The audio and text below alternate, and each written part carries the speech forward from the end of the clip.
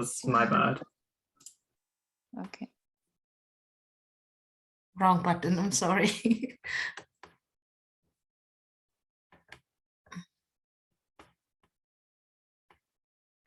For today's topic, let's start off something different.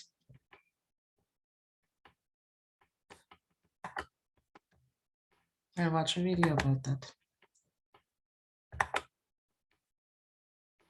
Just make sure that you can hear, please. Can you? Yeah, it's good. Thank you. Hi there, I'm Dr. Marie Fang. Welcome to my video series featuring quick tips and tools to help you be your best self today. Today we're going to talk about how to be more humble. Just kidding. There's no such thing. We're going to talk about practicing humility. We're going to change that language from being humble to practicing humility because that language of being humble makes it sound like there's some static characteristic that's built into our temperament or personality, when really it's not built into anybody to be humble. It is a practice. So the good news about that is that any of us has the capacity to access this practice of humility.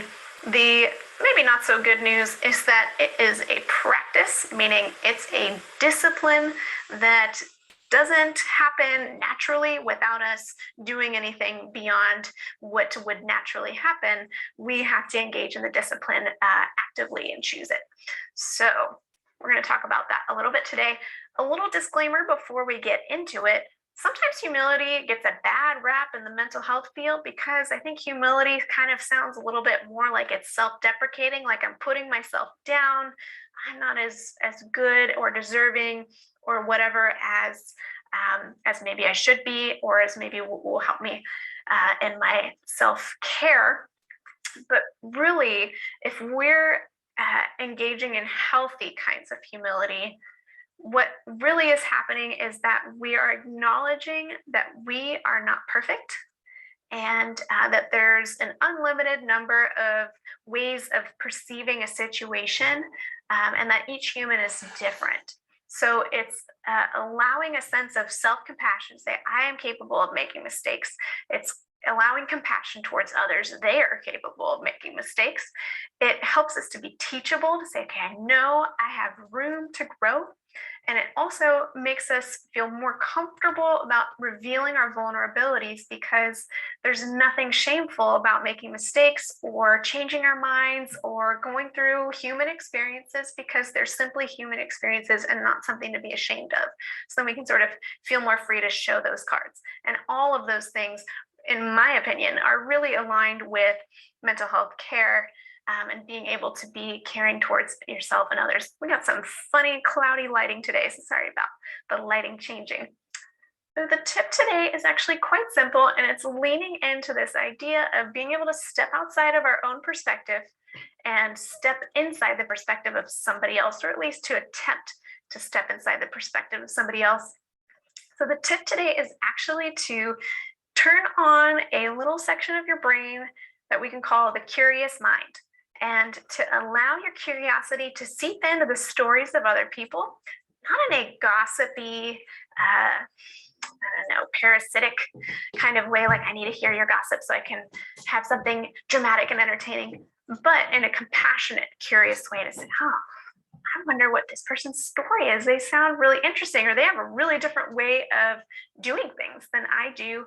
They must have a very different perspective. I'm curious about that.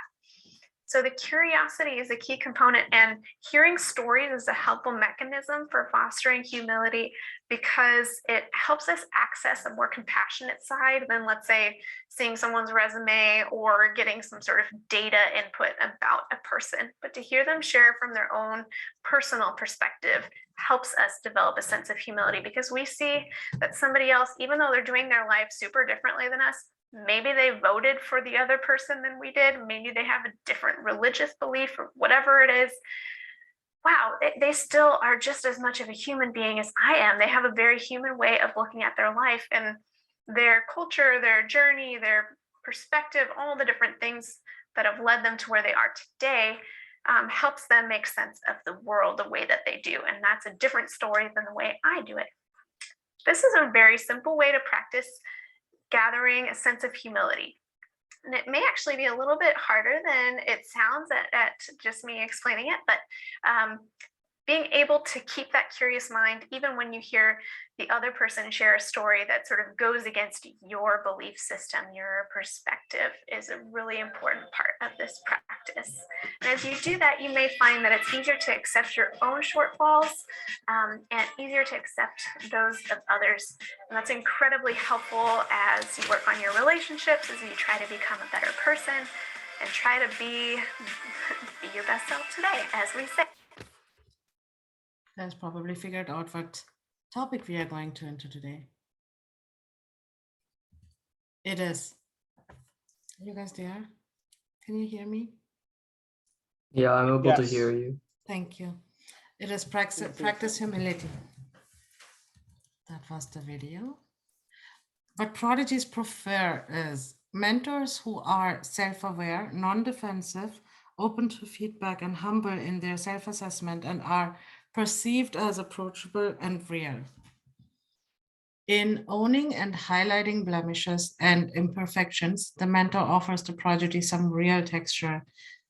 Perfect mentors are more accurately, but feign to be perfect, are distant, untouchable, and so unlikely to receive the prodigy's confession of anxiety and struggle. What kind of a person would you like to work more? Someone who is more humble, someone who is imperfect, or someone who is extremely perfect, who is extremely time managing, and who's just a perfect self? To be honest, I would like to work with someone who does mistakes too. Then I would think, maybe he will understand my mistakes, and the anxiety inside me will fade a little by a little. Do you understand? Does it tie into what we learned about where, mentors would assist prodigies if they experience the same situation? They would be able to help and better support the prodigy if they had the same Kind of, yes. experience. Okay. Kind of, yes. Because as I said, nobody is perfect, right? Right? Yes. So, this is actually what the prodigy prefers. The prodigy prefers a mentor who is, it is very true, a mentor who is not perfect. Who is not perfect, because then the anxiety will go little by little. And the prodigy will not put full strength and full efforts in being perfect, because that's a path that will never happen. Effective mentors readily admit things like, I don't know. The more accurate people are in their self-assessment, the more this is a reflection of humility. Are not arrogant, self-absorbed, reasonably self-confident, and professionally poised. Humble mentors can model humanness and imperfection without shame or distress. They are more available for mutuality and collegiality, the benefits of a real relationship. A humble mentor, a lot of mentors don't show their imperfections because they think that showing their imperfection will make the prodigy think, oh, my mentor is not perfect, my mentor is not good enough, right? But a really humble mentor who practices humility, they don't have that shame. They just be themselves, which is very important. That's what the prodigy wants from you. And the whole atmosphere in that mentorship relationship will stay warm without any strength and without that nervous and without that, pinching and pulling of all the sides. And the prodigy is just being comfortable in that mentorship. When humility is absent, The relationship is superficial and characterized by grandiose unreality. Mentor may be intolerant of a prodigy who elects a career path that diverges from that followed by the mentor. Mentor may be threatened and subsequently disparaging and rejecting of the prodigy who is not satisfied to be cloned in the image of the mentor. So when that humanness, when that humble character of the mentor is not there, it will just all go down the drain. Is that understood? The key components are practice humility through non-defensiveness and transparency with respect to faults and weaknesses. Understand that by authentically admitting limitations, you give your prodigy permission to be human as well. Acclimate yourself to the idea of admitting mistakes and saying, I don't know.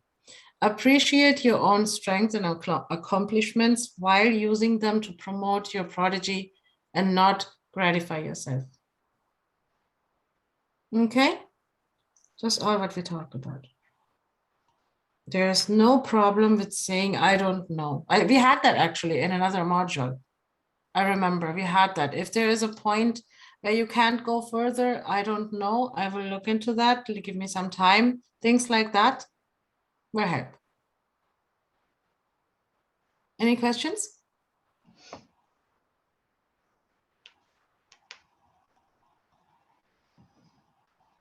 No?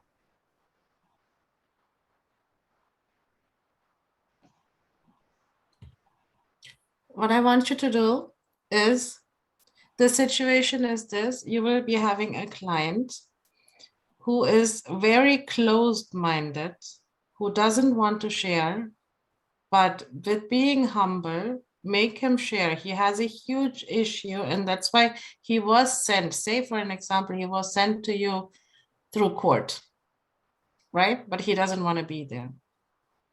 You as a mentor, staying humble, staying kind, all the things, all the personality skills, what we learned till now, use them. And with staying humble, try to make him talk. Try to get his story out. Okay? That understood?